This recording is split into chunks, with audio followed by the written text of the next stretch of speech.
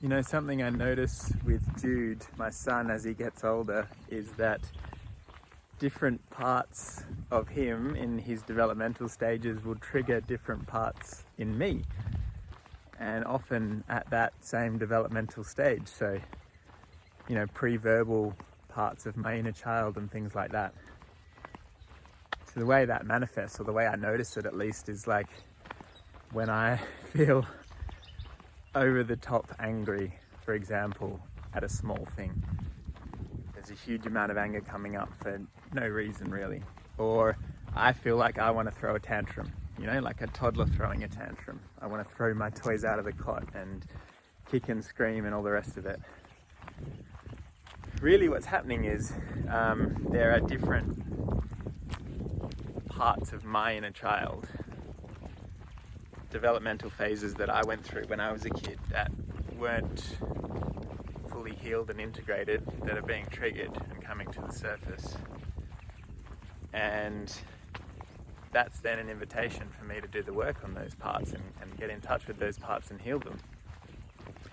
It's so mysterious and beautiful and wonderful how children can do that for us in that way.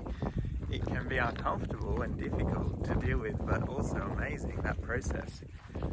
That those kids, as they grow up, trigger the parts in us that were at that same age. And then we get a chance to be with that inner child.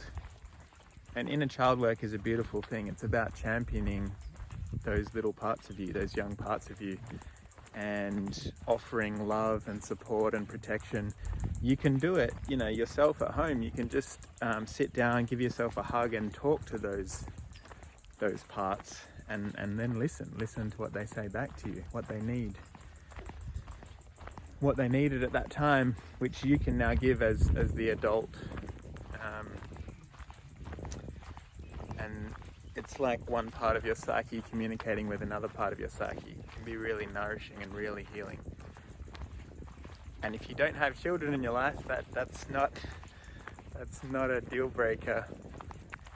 I'm sure you can find hundreds of moments in your day, every day, where you get triggered. And it's the same thing. It's those wounded, traumatized, neglected, exiled parts of you that are crying out for attention and love and to be held. So every day is an opportunity to become more whole for everyone, me included, and you.